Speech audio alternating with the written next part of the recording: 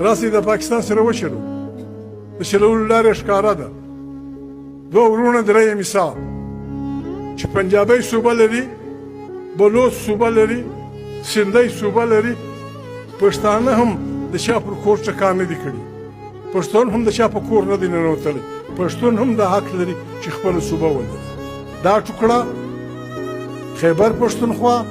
میاوالی واټک، دا زموږ قبایلي ورونه دا سره راغونډ کړي، لکه د پنجابي صوبه سته، د سندي سته، د بلوچ سته، زموږ هم یا به پښتونستان کو، یا به پښتونخوا کو، یا به افغانیه کو، پر دې به خپل نوم کښېږدو. دارنګه زندګي موږ نه کوو، دمکۍ چاته نه وایو. که د چا دا خیال دی چې د ده خور به په عزت کې زموږ هغې به په تکلیف وي، لنډه خبره ده په پښتو باندې